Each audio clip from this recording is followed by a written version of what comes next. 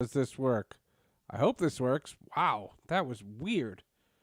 That was really, really weird. I didn't understand that in the slightest. I hope that this is sounding okay. I hope we are ready to rock and roll. I got to get Doug ready in a second, but I wanted to make sure this was working first. My goodness, that was crazy. You know, there's a lot of things that are affected by baseball right now. Um, the question that I often get asked is, do I hate it? I don't hate it. I don't hate the sport. What I have a major problem with is I have a problem with the way the sport is being executed, and it's driving me crazy. I got to close this, by the way. This is not going to work. That's how we're going to do that. I just don't like the way the sport is being played. That's the issue. So, my biggest thing with Doug is I'm looking forward to talking to him about all kinds of issues. And he and I go way back, way, way back. All right, so we'll take a quick break, and then we'll hear from Doug Glanville.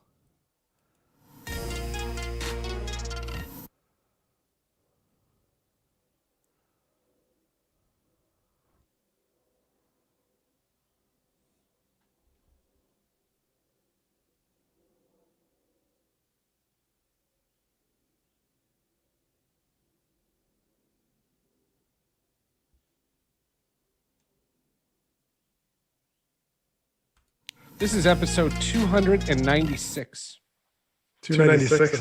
This is your first. You've been on shows I've done, but not the podcast. This is great. Wow. That's crazy. I got a call. They said, "Hey, you want to talk to Doug Glanville?" I go, "Fuck, I always want to talk to Doug." Oh my gosh, I don't know the history. That's right. We have a long history. All right, let's discuss that. Yeah. All right, here we go. Coming down in 3, 2, 1. Hey everyone, welcome to another edition of Sports with Friends. This is episode number 296. Wow, I got to stop counting these. Very cool to have our guest today, and it was really neat the last month to have all the ladies. We did a dedication in March to Women's History Month. We had all female guests, and I thought that was really, really neat. The baseball season started, and I have written columns, and I have gone on radio shows about my concerns for this sport. And, when I think about how to address them, I just want to do it intelligently. I don't want to do it like a fan. I want to talk like an observer and have an objective perspective. And today's guest is the perfect guy to do that. He's also part of a new project with the Marquee Sports Network that we're going to let him talk about, because I saw his first episode and oh my God, he has some great, great guests on his show. He played Major League Baseball, and I'll say this: when he was a player, he used to come on our old MLB radio show with the late great Darryl Hamilton. We loved having Doug Glanville on all the time. He went on to do amazing things, but he was doing amazing things when he was still playing. So it's pretty remarkable to see his accomplishments. I love his success, and I love that I've been able to stay in touch with the great Doug Glanville. Doug, welcome. It's great to see and hear you again. Seth, it is great to reconnect. I mean, as you know, we kind of started way back in the original day. Like soon as I retired, we picked up where we left off. So it's great to be here full circle. So let's have some fun here. It was really neat. Back in the day, let's start there. Back in the day, you would come on, but you were still playing. And what I was always taken aback by is whatever the issue of the day was, whether it was a societal issue or a baseball issue, or if it was an issue about a different game, we gravitated towards that, less about whatever team you were playing for. You were on the Cubs, you were on the Phillies, I remember. And it wasn't like, hey, the Phils have lost 4 in a row. What is the team going to do? We never did that with you. It was always a bigger picture. That was not just on our show. You did that all the time during your career. I mean, I was a fan of the game really since birth. My brother, who's almost 8 years older, brought me into the game, but I also came from parents who, my mother, who is an educator, retired teacher. My father came from Trinidad and Tobago, started over at 31 as a freshman at Howard University. And so he had education background, who ultimately went into psychiatry. So those together always had this emphasis of having this global worldview and seeing things beyond sort of the task at hand. And so also growing up in a town that was at the front lines of desegregation, voluntarily doing so in the early 60s. Where was that? Where was that for our audience? Teaneck, New Jersey, early 60s, voluntarily desegregated using a busing program for a 6th grade pilot program to integrate Black and white students. So that's where I grew up, and there was a real commitment. It wasn't just like a punchline. It was really an inclusive effort. So all that kind of came together, where I saw baseball as beyond just the sport, but a way to build relationships and relate to each other and work together from different walks of life. So it always had this feeling that it was bigger than sport. Right. It was always remarkable. You started writing the New York Times column, though, when you were still playing, correct? It was shortly after, or was close to, I believe the first column was 07. So I had retired in 05. But yeah, it came about because it was off the Mitchell Report, which exposed the PEDs in baseball. I remember. Yeah, and we did a bunch of episodes with Eddie Dominguez, who you know. We did a bunch of podcasts and found out that Commissioner Manfred subscribes to Sports with Friends, which is such a nice thing to know, because Eddie wrote that book, Baseball Cop. And I read it. Yeah, read it. Yeah. And what I did on the podcast was I talked to Eddie, because I knew Eddie from the rookie program back in the early 2000s, but the reporters, Christian Redd and Terry Thompson, who are two of the best investigative journalists, they verified everything that was in that book. So I thought it added gravitas to it. And Commissioner Manfred was not thrilled about that. And then when David Ortiz was shot, Eddie called me and said, you know, that was no accident. And I said, okay. And I put Eddie back on. And that was, I think, when Manfred wanted to meet with me in March 2020. I remember that. And because of COVID, we never did. And then the sport had so many other issues. And I think now has so many other issues that I don't think it's a priority for him. And frankly, it's not a priority for me. Rob Manfred and I used to go out for pizza after the labor talks in 2002. Remember 2002, the almost strike? Oh, and, yeah, I was there. He was a lawyer. We used to have to camp out at Park Avenue, and there was a pizza joint, and we used to go on on pizza runs. That was how I knew Rob Manfred. And I always thought that Jimmy Lee Solomon, I said this a couple of episodes ago when he passed, I always thought Jimmy Lee Solomon was going to be the commissioner. That was the guy I kissed his ring. I didn't kiss Rob Manfred's ring. I never thought he'd be the commissioner. It never dawned on me. Yeah, no, I mean, it is amazing, but he was number 2, Bud Selig, and I was in, some of those rooms, and I remember 2002 because it was last minute. I mean, there was planes on the tarmac getting ready to play, and we were wondering if we were going on strike. So yeah, it was some intense times for sure. So you work with ESPN still, and you still do the Marquee Sports Network, which is the Cubs network. Boog Shambi, of course, is over there. There are so many people over on Marquee that I adore, not just know, but I adore. Zach Zaidman's with the Cubs radio network. He and I went to college together. There's so many great people with Marquee. How did they come up, or did you come up with the new panel show, Classes in Session? And was that a Marquee idea that you're doing, or was that your idea that Marquee is facilitating? Well, it really was kind of a partnership on it in terms of how it came about. I've been working on this concept forever. I mean, it's kind of my life. But it's the idea of sports and society intersection and how they intersect, and just how it's led to conversations, change, protests, especially within the last, for 18 months or so. So I was always, especially when it came to working at ESPN and always having to navigate really anywhere, the water is about sticking to sports and like, how do you balance these things out? So for many years, I've pitched Major League Baseball, Rob Manfred, Players Association, about having a resource available to really dissect the sort of content behind the stories, behind the issues. So if we're talking about voter suppression, we're talking about policing, we'll actually have verified sources. And I, volunteered to sort of be that kind of source. So these ideas have been out there, and I made up many proposals and sent it to many people. Mhm. The universities ended up teaching. And so I'm at UConn now teaching this course, Sport and Society. So with Marquis, we started sitting down. And at one point, after a year of working at NBC, 2 years at NBC, and then for the Cubs, and then now with Marquis, they said, hey, this could really work. You want to give it a shot? So that's how it came about. And it's just gone really well. Love the guests. And we try to take a balanced perspective on how sport and society are intersecting on various issues, and bring in guests to be sort of our teachers. And you had two of the best, Herm Edwards and Dusty, on your premiere episode. And Dusty gave the eulogy at Daryl's funeral. I mean, Dusty is salt of the earth. I mean, he's one of the most special people on this planet, let alone in the sport. But I want to put a pin in that, because you brought up voter suppression.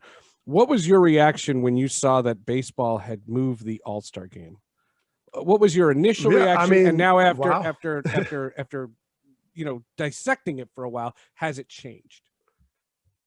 No, it was a wow. It was truly a wow. And it's mostly because, although, the sport of Jackie Robinson and how pioneering that was, baseball's sort of relegated itself to a certain degree behind every other sport to take these steps, right? And maybe partly the demographic shift, the popularity shift, all these things have played a role.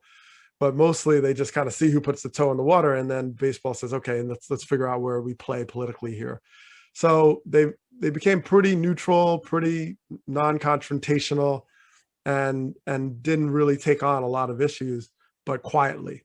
And there was not a lot of room left to be quiet on, given how our politics had shifted, given how these issues are just so front and center. And that when sports were quiet, over the pandemic for a while, we kind of had to really reflect on where sports fit in our role, in our lives. So yeah, to jump in, which was clearly had political waters. This wasn't like, hey, this is, human rights, we know that that's an aspect of it, but it's also knowing that it's directly related to a law passed by a state. It's a fight. So between two sides. It's a fight. So, but, I appreciate that, because I know, I've had numerous calls and discussions around the difference between standing for something and standing up for something, and to really making sure you're informed and educated around the issues and bringing something to the table, to the discussion. And baseball certainly has a certain kind of cachet. Baseball, as I mentioned, with Jackie Robinson legacy and taking stands after George Floyd to really do better on these issues. It's hard to do that in Atlanta with Hank Aaron's legacy, and knowing that a law was passed that just makes it more difficult for specifically disproportionately certain people to vote. And, it would have been very inconsistent. And then just imagine if they had the All-Star game in Atlanta, how exactly would that go? I don't know. Like, whether people protest, boycott, players sit out, it's just like, they also probably saw the writing on the wall and how tough that would be. So sure, there's a pragmatic side to it, but I was, so you asked how it's progressed. I still feel a semblance of wow, because I know this isn't going to go away. And they, as I said earlier on my show, they jumped into the deep end of the pool here. So they got to swim now. Yeah, they do. When my initial reaction was similar to yours, like, wow, I'd never seen baseball take a stand like that. And I applaud the intention. I think the intention is great. The two things that I noticed, I look at it from a media perspective, and I noticed that baseball is not moving the needle. And this was an opportunity for them to do something that got people talking. If you look at the first 2 weeks of this baseball season, and I'll give a caveat to the replay debacle the other day with the Phillies and the Braves, ironic, the two big stories that registered beyond sports, beyond baseball people, was the All-Star game moving and the inconsistency in Texas. And when I say inconsistency, look, they can do whatever the hell they want. I'm not telling them they can't, but don't be hypocrites and say that game 1 there's no social distancing, but game 2 there is. Like, you're either safe or you're not. Like, don't pussyfoot around it. My argument for the baseball idea was they are very conscious of how they are being talked about. And I thought this was to get on the Today Show as much as it was to take a stand. And only because you're not seeing a lot of productions leaving Atlanta. You're seeing some. And baseball's in this weird spot where they weren't moving the needle, and that's what hurts them the most. Well, what's tough, Seth, is where we are as a society around social media and like you said, moving the needle. And it sort of speaks to some of the challenges of the sport in general. If you're in an analytics real-time moment, right, in sports, in baseball in particular, but all sports really, and you ask yourself, well, what is the tactical way to score the most points? You still have to ask what that actually means for the culture of the game.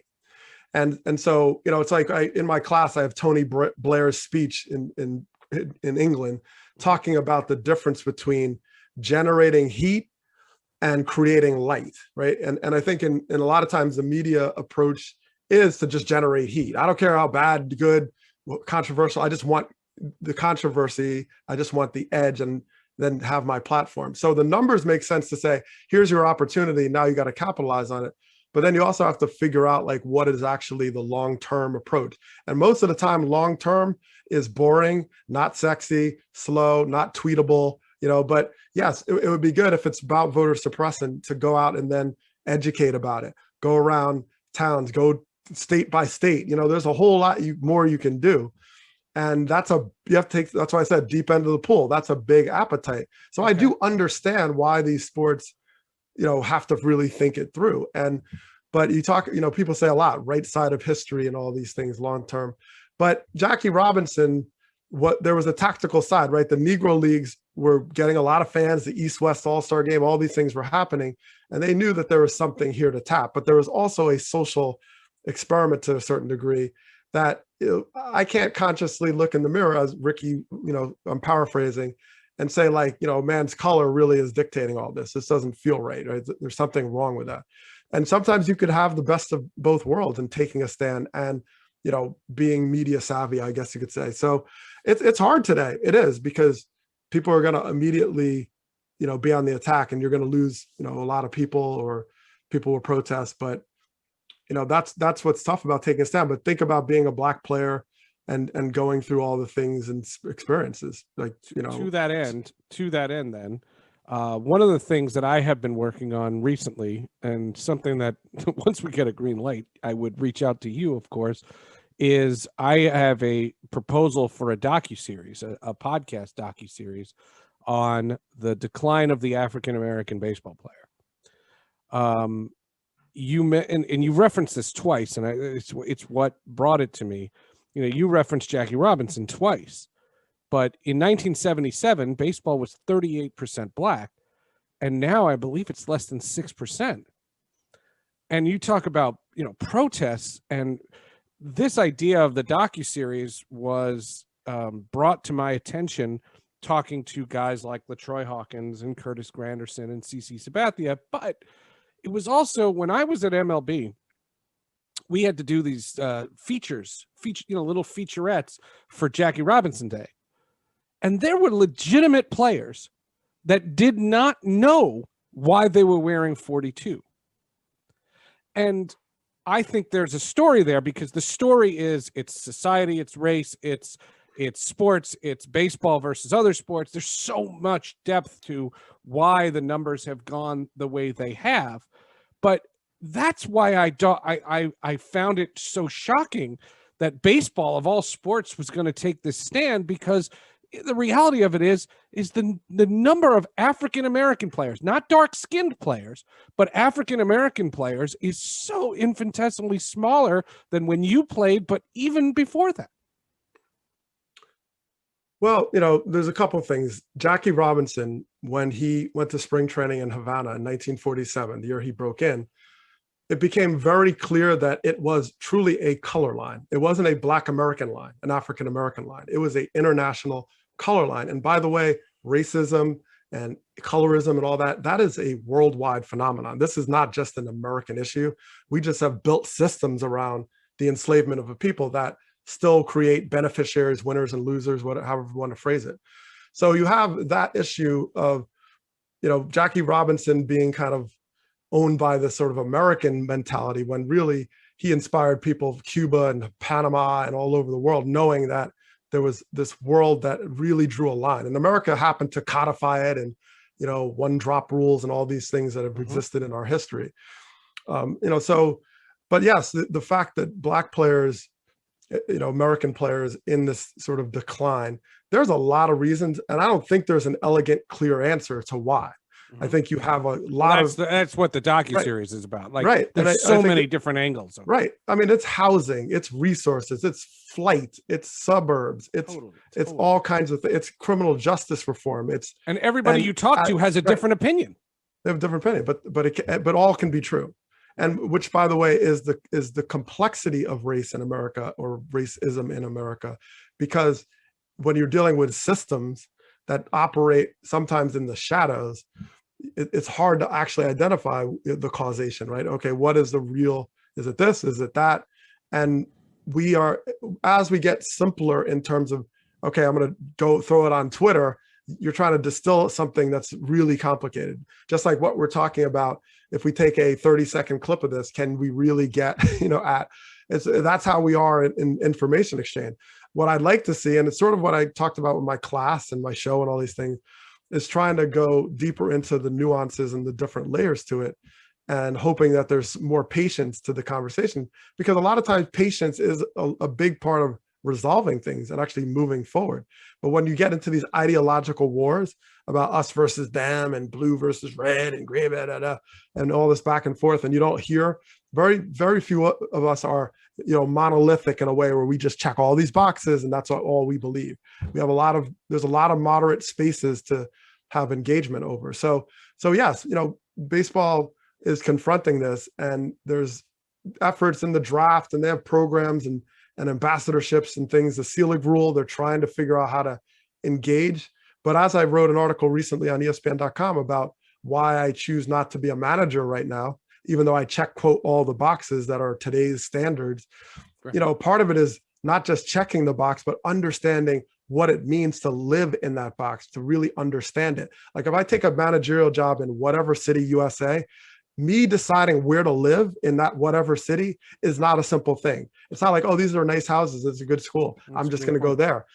It's not that simple, because I've been stopped by the police in my own driveway before. So I'm just saying that to really get past the box checking that we do to all of each other, you have to go deeper, and it takes a lot of patience. And I'm hoping baseball will go deeper. I think they took a big step, and if nothing else, it's a huge conversation. But can you do the slow work behind it? That's the question. And you have to have a large appetite for it. I want to move on to some other topics in the time that we have, but we remember over the summer last year, you came on a show I was doing with Etan Thomas, the former basketball player, and he explained to me, he chilled me to my core. He explained to me the conversation that you have to have with your kids about what you do when you get pulled over for whatever reason, where you put your hands and what must be out before the officer comes out, and your ID. And like the way he's very eloquent as well.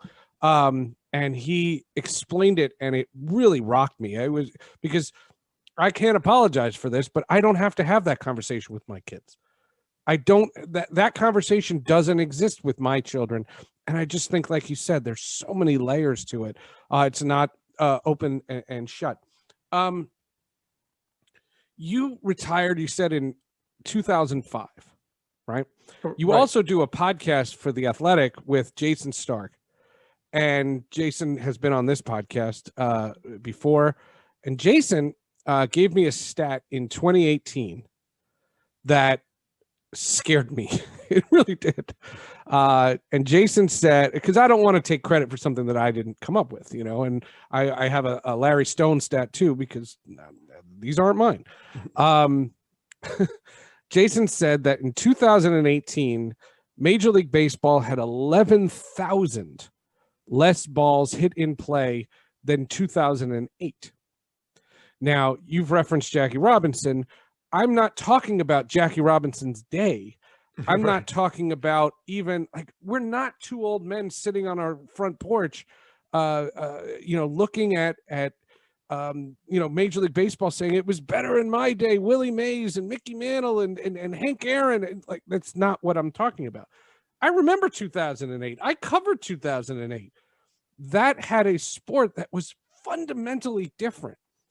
And I have a Larry Stone statistic that I want to run by you. But before I do, when you hear something like that, because I'm sure Jason has said similar things to you on this podcast, that, by the way, is fantastic. What goes through your mind? What do you see? And how is this sustainable? It's not surprising because, we were talking earlier about the role analytics plays today. Now, it's always been part of baseball, which is part of what we love about baseball, I think, in the data-driven world.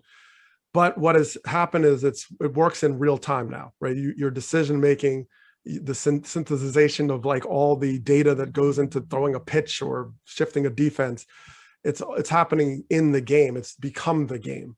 And this sort of chess match between data drives has really slowed it to a halt, because home runs, strikeouts, and walks are really the three outcomes that are prevalent now in the game. So therefore, none of those put the ball in play.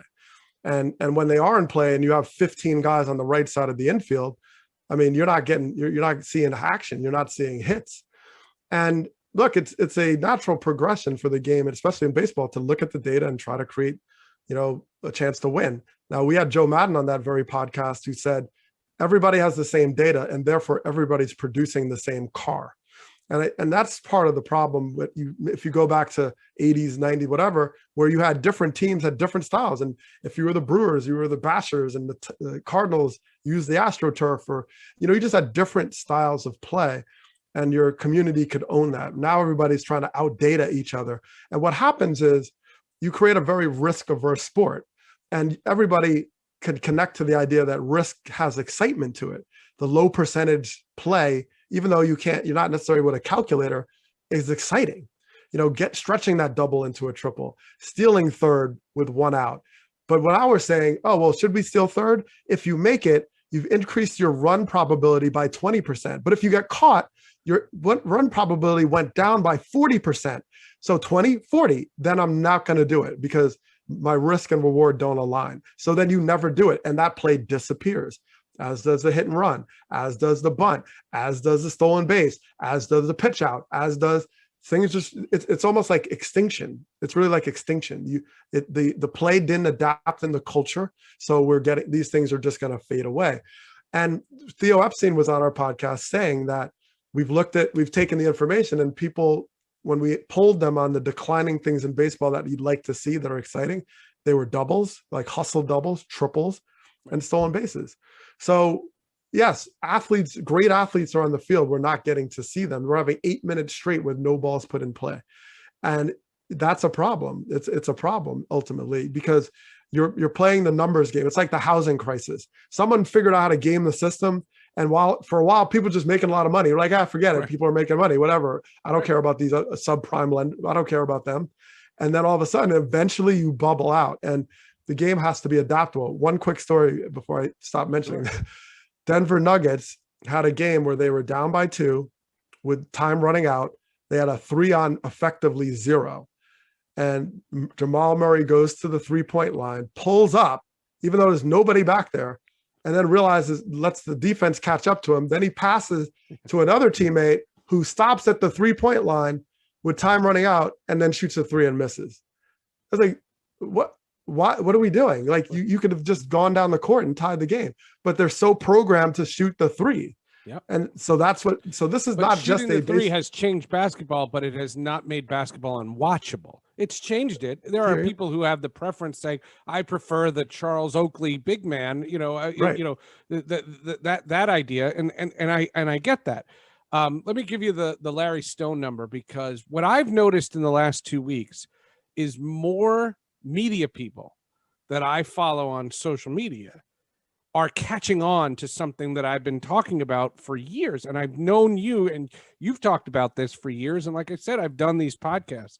So if you're listening to this in the future, this is my standard Sports with Friends line. If you're listening to this in the future, do me a favor. Let me know how the flying car is, and let me know how we get out of COVID, because that would be wonderful. Please let me know. But if you're listening to this when it was released, there was a Tuesday night game between the White Sox and the Mariners. The White Sox beat the Mariners 10-4 in a 9-inning game. Larry Stone writes, there were 83 total plate appearances in the game, 25 strikeouts, 9 walks, 1 hit batter, 3 home runs.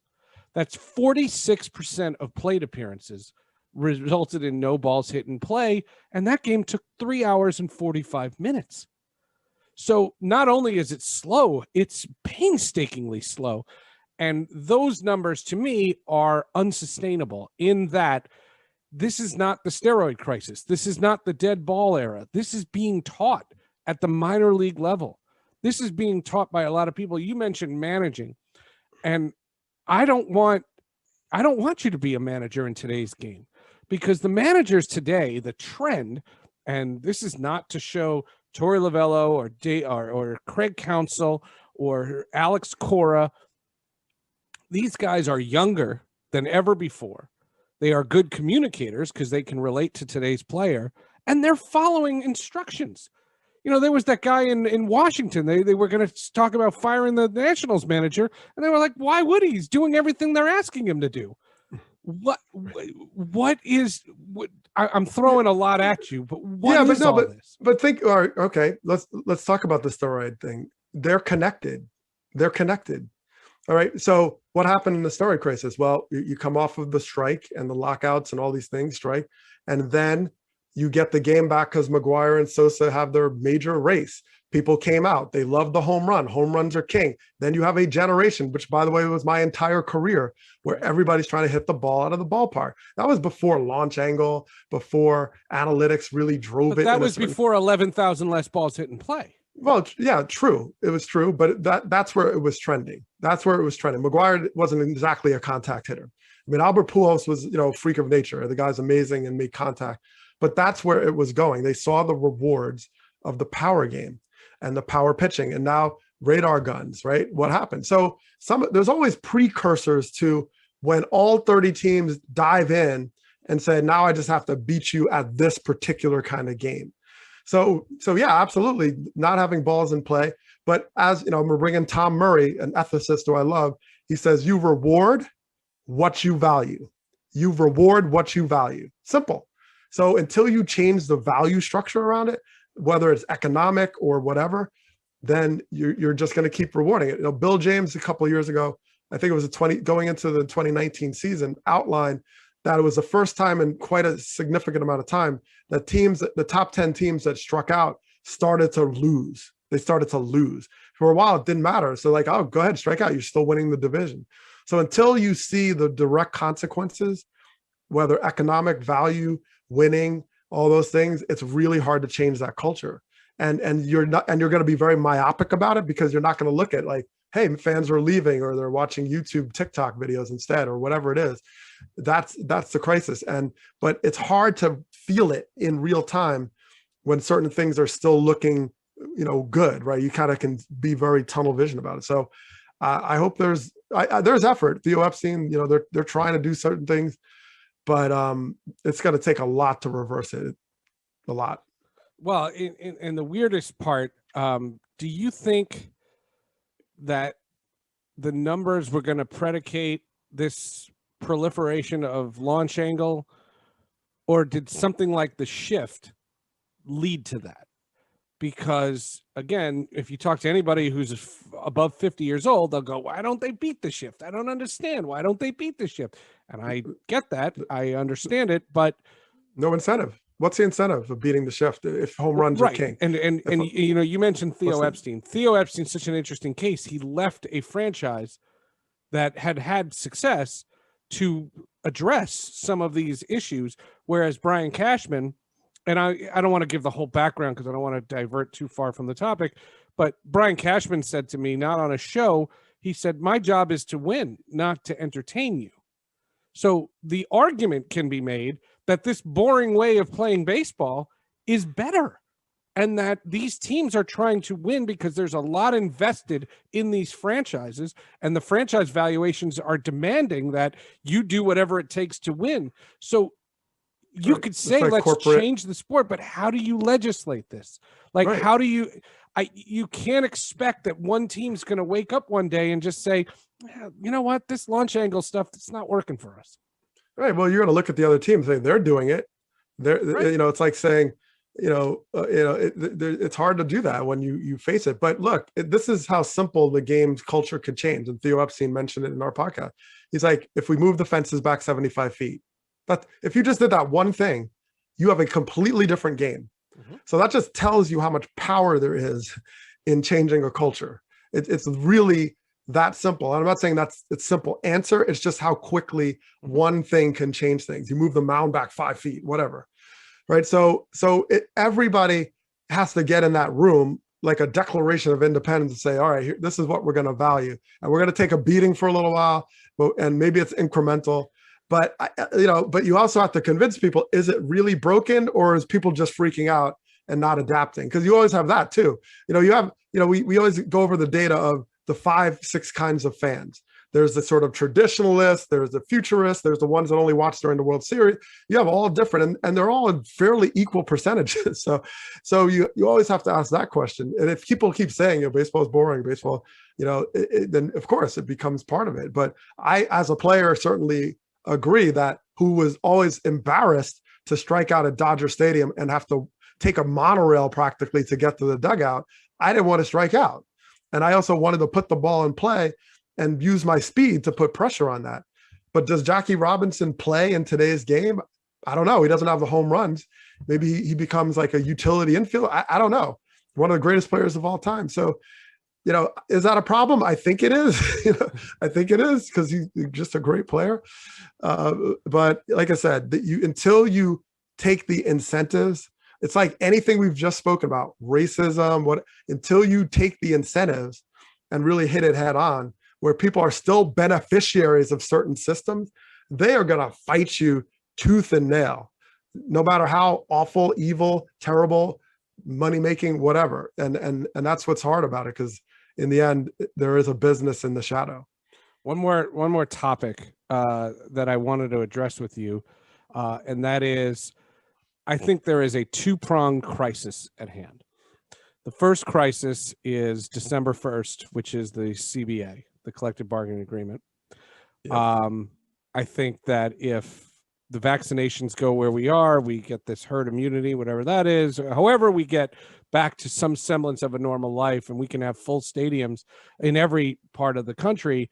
And then you have a labor problem. Oh my God. You think there was vitriol last summer, that would be remarkable to see how that would happen. My suggestion last year, because I was on the heels of, I'm a huge NHL fan, and I was amazed that during the pandemic, during last summer, not only did the NHL basically say F you to America, moving their bubbles from Cleveland, Pittsburgh, and Las Vegas to move them to Edmonton and Toronto, and said, screw it, we can't trust you. They did that, and that was remarkable. And they extended their CBA with Don Fehr, your old buddy, Don Fehr, on the other side of representing the players. They extended the CBA by 4 years going in. And I had said, I said this publicly. I said it on radio, television, wherever I was asked.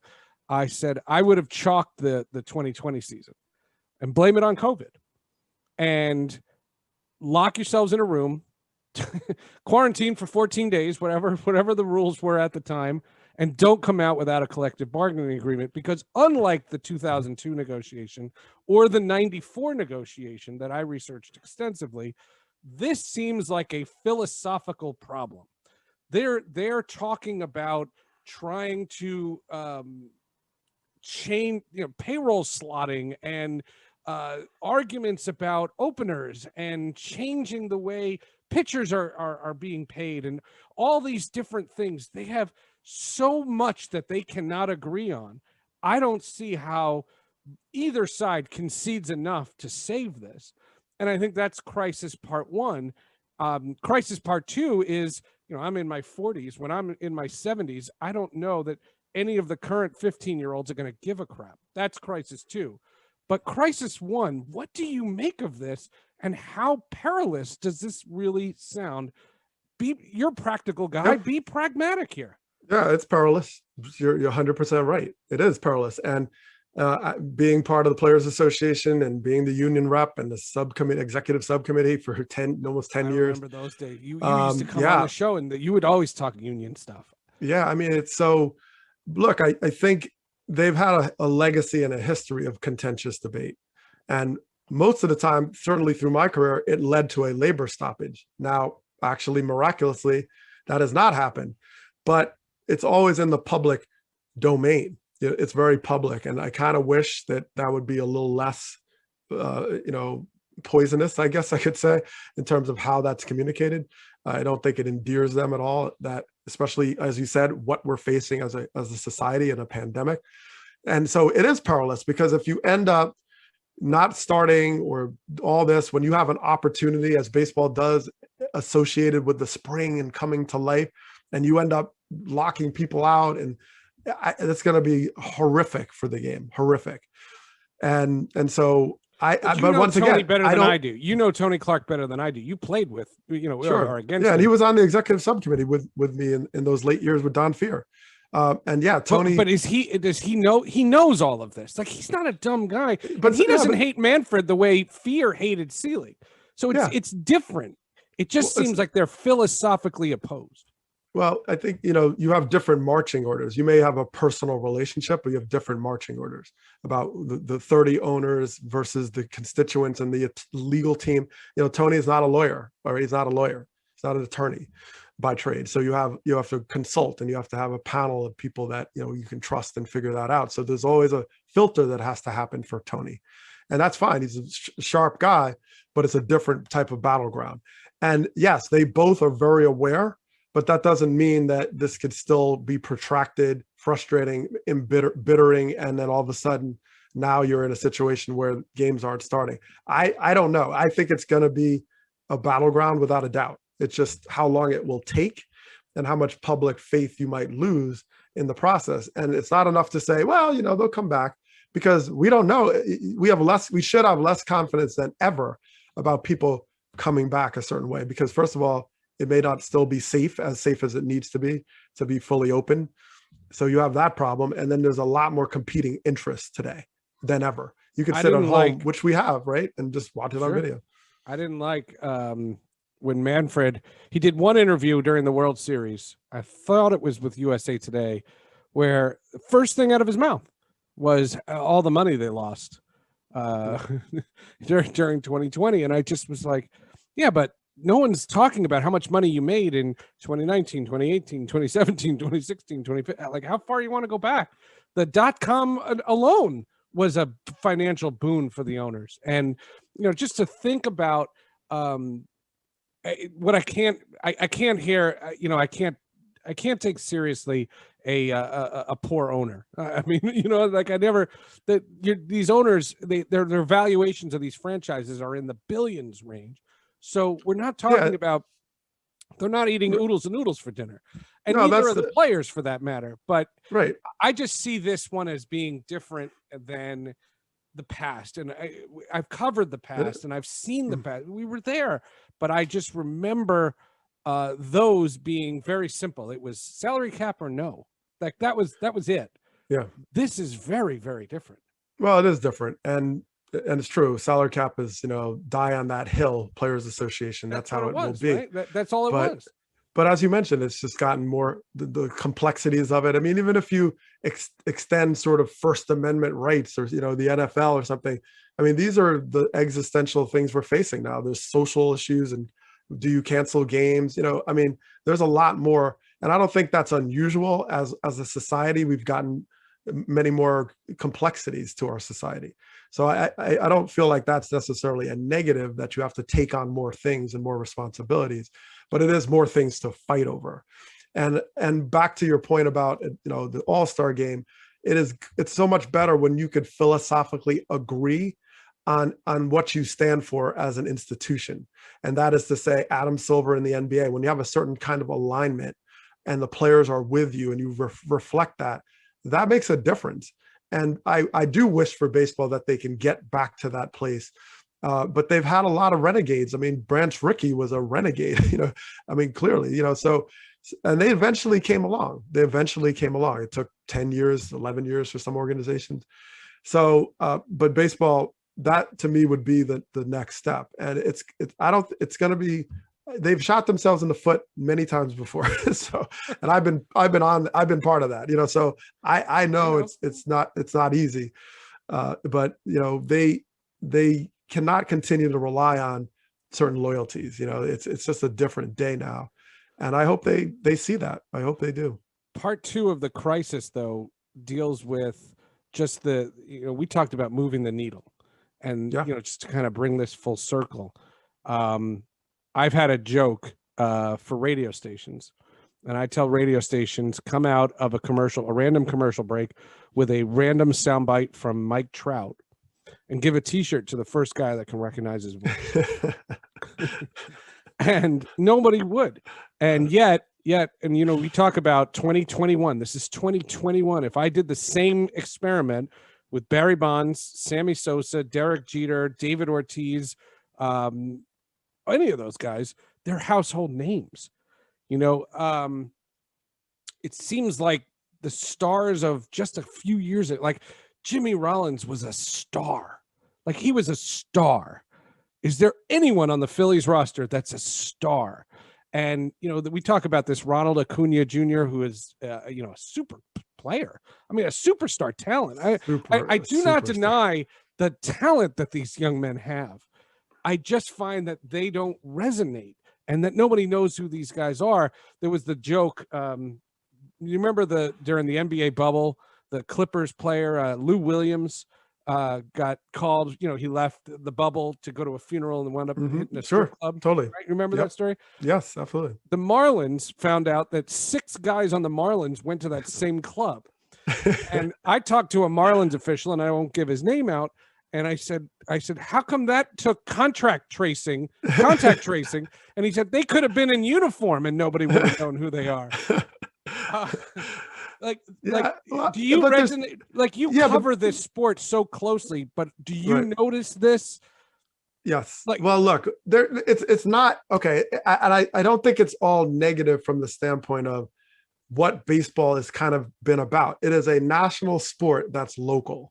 I mean, it really is a local, and so, and there's if you go back in union history, as we talked about, it was about play for the name on the front, not the name on the back. And it was in the owner's best interest to not have mega stars from a popularity standpoint in a certain kind of way for the negotiating. Because try to negotiate against like Steph Curry, LeBron James, and who are about to walk out the door. Good luck, right? Good luck with that. Like, I'm not saying that the NBA owners don't win these victories, but there's a lot more power in a more concentrated way with FaceTime with smaller groups of players in the NBA. But kids know who Kyrie they know, is. You don't even have to say his last name. Right, exactly. No one knows who Ronald Acuna Jr. is. Right, but the NBA is an enterprise. Okay, it's an enterprise where you have 12 players, everybody, no helmets, no masks, no FaceTime. It's a different sport. It's a different sport. But yes, could baseball market differently? Yes, but I do think that there's a local component to it where Mike Trout is in wherever, Anaheim, right? And you have that. Would Mike Trout be in New York? But Mike Trout's also a very laid back dude. Was in Seattle, Doug. Right, exactly, and he was iconic, and there's no doubt that time frame once again, let's go back to the home runs. Let's not forget that. Okay. Sure, what happened? Sure. We were in the middle of PED heaven. And people for a while knew Sosa and McGuire. They were on the front page of everything under the sun. Once again, we rewarded what we valued. And unfortunately, it was a devil in sheep's clothing, wolf in sheep's clothing, everything in sheep's clothing. Right. So that's baseball's trajectory. And once you do a deal with the devil, I mean, it's hard to unsee that and undo that. So, but I don't think teams in general are as incentivized as basketball to put your face out there. And baseball, because it's every single day, and as Bill James just had in his almanac, he showed that even the best players really only contribute to the highest level for 27 games out of a season. Because most of the time you can hit 350, but there's 100 games where you hit like 135. All right, so there's a lot of baseball where you're mediocre. I don't care if you're Ronald Acuna Jr. or whoever. That's a good point. So, so you have that, those are the challenges. And once again, within what I'm saying is what we also love about the sport, that the certain level of humility, a certain level of sort of chill, because you get your head handed to you every other day, and no matter how good you are. But is it a marketing problem? Absolutely. And Mike Trout has established as being he's going to go down as one of the greatest players of all time, without a doubt. And people should know him. And they need to do a better job of that for sure. They should. They don't. They should, but they don't. You know, I had said when he got hurt a couple of years ago, I had said, his family's from New Jersey, and when a guy gets hurt, and I'm saying this more for the audience than you, there's a recovery period and then there's a rehab period. And I said that during his recovery, I'm sure he went home to see his family. And once you find out that Mike Trout's in southern New Jersey, you get a big fancy limousine and you take him to Secaucus for a day. And you literally put him on every one of your shows that you have. And then 2 days later, you send him up to Bristol, Connecticut, and you have him on all those shows that, people are whatever watching and do that. And I just thought it was a missed opportunity. And it's not to build Mike Trout's brand. It's just to have somebody that we can root for.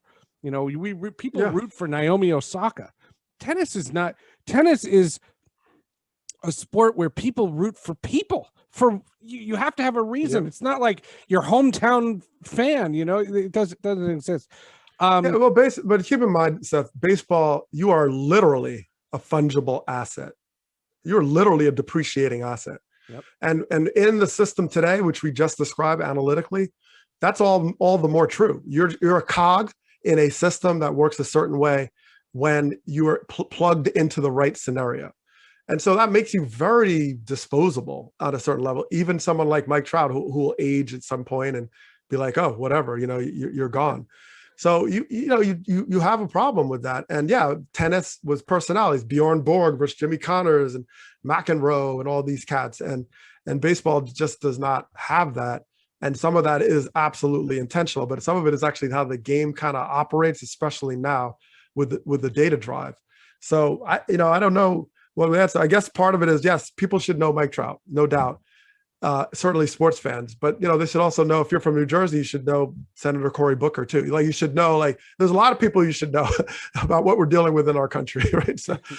So I appreciate baseball's humility. I do. I just think they need to find a way to celebrate people like Trout, because he is a great guy, and he's a phenomenal, legendary player. Ohtani and so on. Oh, totally. Right. Like I said, must watch TV. You could sell it. It's just, I don't know that it's getting sold. Cory Booker, you referenced, the highest ranking government official that follows me on Twitter. Oh, wow. I used to work for the New Jersey Nets, and when he was the mayor of Newark, and we did a couple of radio shows together, and he's awesome. He's such a cool guy. And we connected back then, and now he's up, I was watching a presidential debate, and I'm like, holy crap, that guy. And my wife's like, aren't you listening to what he's saying? I go, I don't care what he's saying. He follows me on Twitter. I know, that's how Twitter works. I have some, I like take screenshots of some people. Yep. I can't believe it. Right. So fun. All right. You have Marquee. Yes. The Marquee Show, which is called Class is in Session. You have the podcast with Jason, which you can get wherever you can get podcasts, right? Yeah, anywhere. If you can hear this show, you can hear Starkville. You have the ESPN work. You Yep. you also still write for the Times? Well, yeah, I don't. It's not recurring, but whatever. Okay. Yes, I write for everybody these days. So. Okay. And you're an adjunct professor, and you're an author of a book. I mean, Doug, your accomplishments. I was proud to know you then, and now to see how you've ascended is truly remarkable. Thank you for giving me some time here on a podcast, and to have a podcast called Sports with Friends and to not have Doug Glanville on it is just a crime. Oh, thanks, Seth. I mean, you were there when I started all this in my basement, basically. So Yeah. really appreciate that. And and probably my best title is, husband and dad to four. So I just, that's what keeps me focused, going, make sure I try to fight for a better world where we include everyone at the table. So yeah, man, I appreciate it. And I'm just going to keep going and do what I do. How can people find you online? Oh, really? I love Twitter. I'm on Twitter all the time. So it's just my name, at Doug Glanville. One word, no underscores, just DougGlanville. And but I'm on Facebook, but Twitter's my thing, Instagram. And I do have a website, DougGlanville.com. And I try to answer everything myself. It's not like some bot. I actually really take the time out. So I'd love to hear from you. I'd love to hear your opinions. And hopefully, we just keep going. Well, and in Sports with Friends tradition, we can say if there's anything that during the course of this episode that you heard that you had an issue with, do me a favor, reach out to Doug directly and leave me the hell out of it. By all means, I welcome it. Doug, it's great to see you again. Thanks so much for doing this. We'll talk to you soon. All right, Seth. Thanks for having me.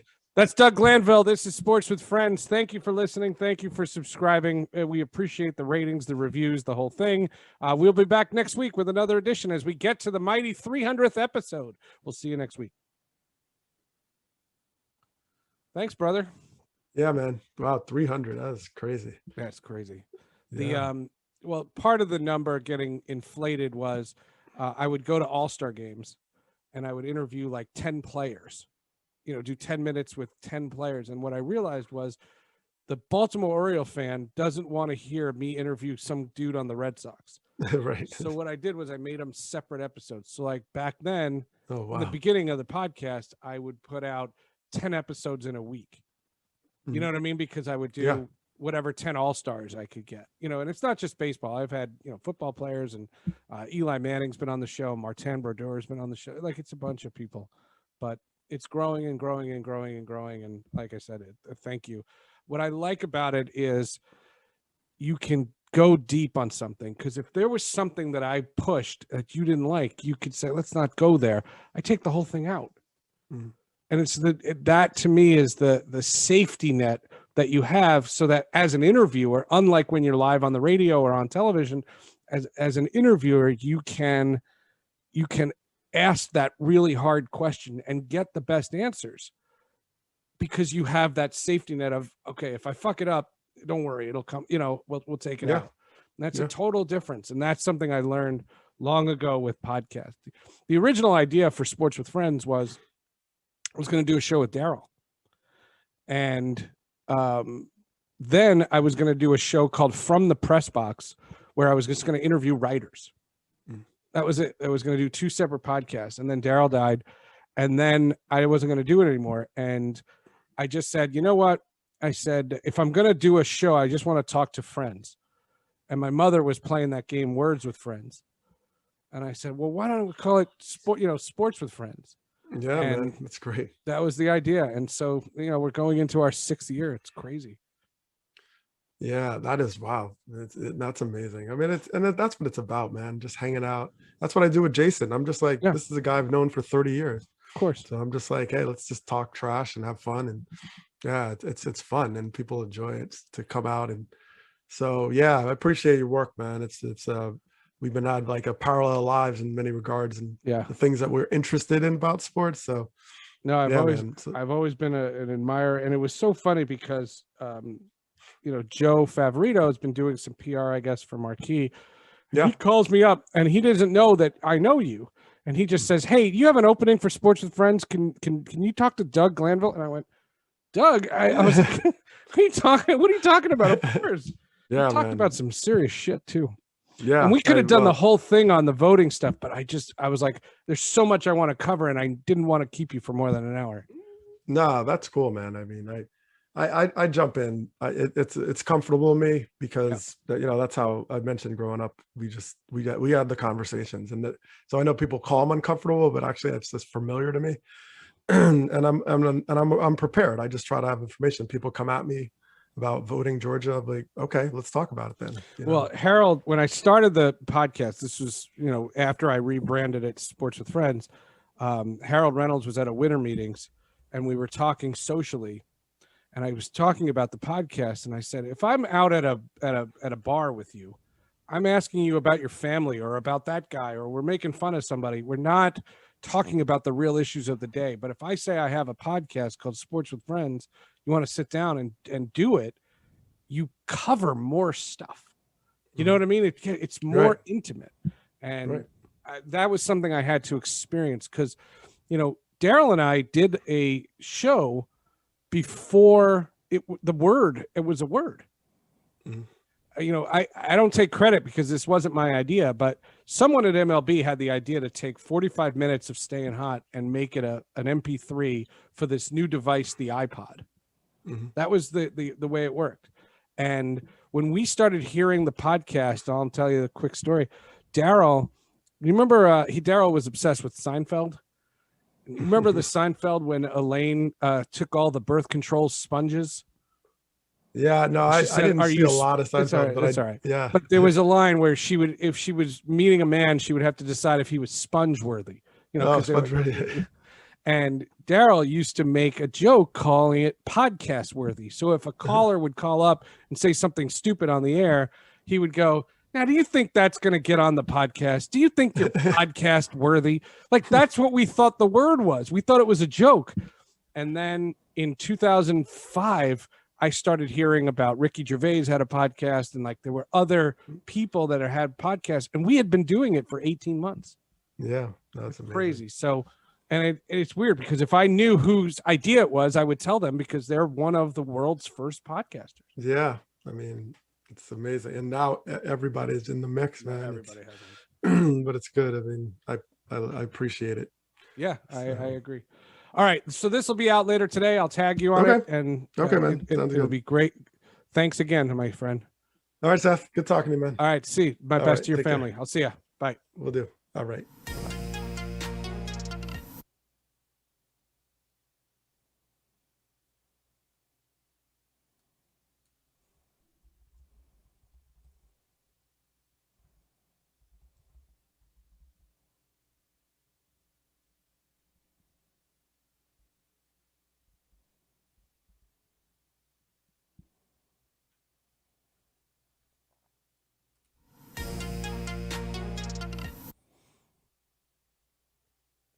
What happened to the lights?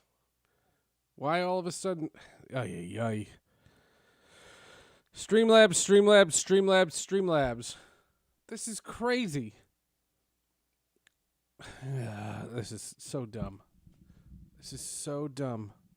Why can't anybody see me? All I changed was from Zoom, I went to directly through Streamlabs, and there's no light. Let's see if that works. That's bonkers. Anyway, I'm going to be back on Twitch either later today or tomorrow morning. I've got other guests I'm going to do. Yeah, more light would be good. Yeah. Oh, and I've been reading this chat, you goofball. First of all, Cory Booker followed me on Twitter. That was awesome. I don't know why he does, and it's very weird, but I do direct message with him. Go with a 100-watt bulb. No, we had the bulb. Zoom was using the light, and I have to switch it. What I noticed is I can't. Am I playing Barry White music right now? No. No, but when I go off Zoom, you can go directly with your camera. This is how I do, like, when I play NHL 21 or something, and I could get it to work, but I don't understand. Anyway. I can't stay on Zoom if I'm solo. That's what the rule was. It's only Zoom when you have guests. That's what I've been told. And I've been told to use this thing called Discord, and I got to practice that. I don't know how to do that. So I don't know. I'm going to try to do shows like that. But yes, Cory Booker was very cool. But what Barry White music? No, I don't play Barry White on the podcast. If you're talking about the podcast, we open with a song. What's that song called? When the Lights Go Down by Prince. That's the opening. And then the closing is a great song called If You Want Me to Stay by Sly and the Family Stone. And it's gold. But I can't look at this. This is so stupid. So I'm going to go reset this and complain to Streamlabs. But no, I appreciate you guys watching. And, I got to go edit this podcast and get it up. I'm playing Barry White music because of the lighting. Oh, I thought it was because of the podcast, because we do play music on the podcast. What do I know?